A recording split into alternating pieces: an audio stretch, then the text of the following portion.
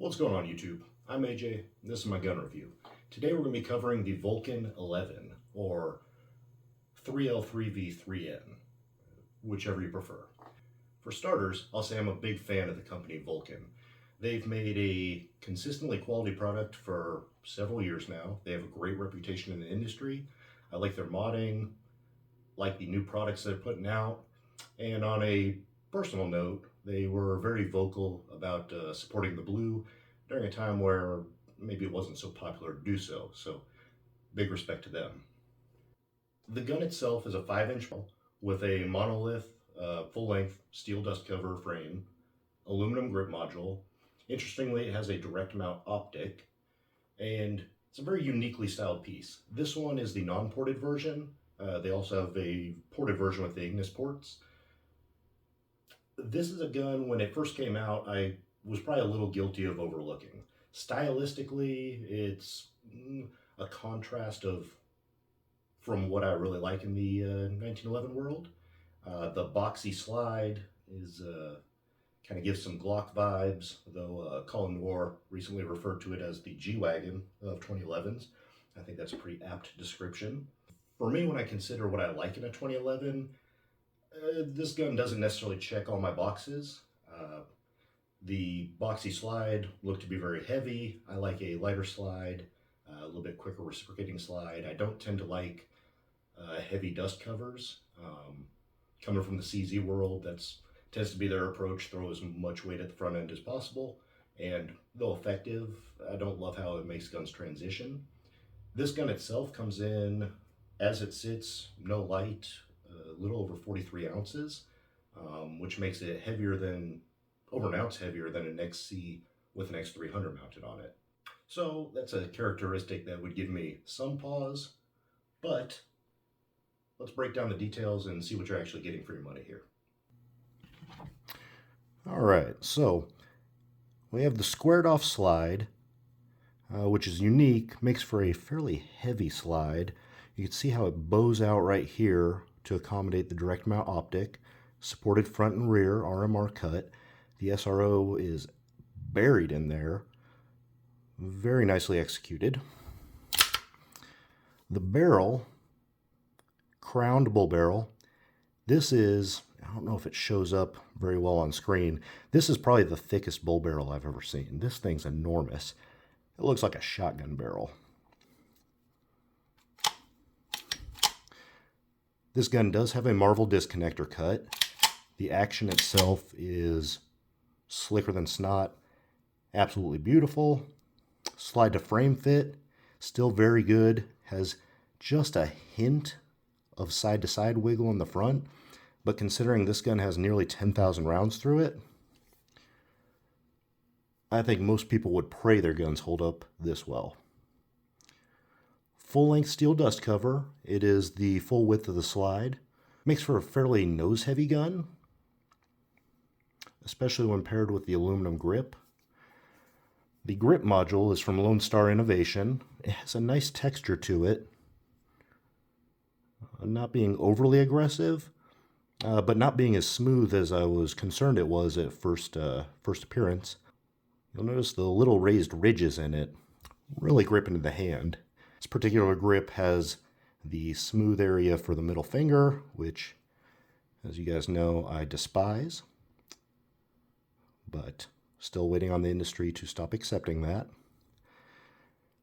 We have a pinned grip safety with the old STI thumb relief cutouts on the side. Very well blended. No real sharp points to catch. Looks to be an EGW or maybe an old STI thumb safety. It's well fit with no play. Little bit stiff on the upswing. Down is nice and smooth. Ambidextrous, a little stiff there. But overall, well-fit piece. Considering the round count, I would have expected that to loosen up a little bit by this point, but what can you do? The slide stop looks to be a Gen 1 STI piece. So you have a traditional Colt with paddle with a relief cut on the bottom. Now, For me, the relief cut on the bottom is what really saves this piece. There's very little relief cut underneath the on the frame itself, but this allows me to get just a little bit of thumb in there to lock the slide back. I would like to see this area right here just bored completely out. Mag catch is drilled and tap piece, appropriately sprung, works well. The trigger, the shoe itself is from Red Dirt. It fits pretty well with minimal play in the Lone Star grip module. The brake is about 2¼ pounds, and it is simply lovely. So it has a very nice reset. It's a very springy trigger, which is an attribute I tend to like on the 2011. It tends to make for a very fast trigger and really turns the gun into a bullet hose. The gun is finished in black DLC. Considering, again, the amount of rounds through this gun and the amount of in and outs on Kydex holsters this gun's been through, it's absolutely incredible how well it holds up. And again, makes you wonder why on earth Joe Chambers still uses bluing on his guns.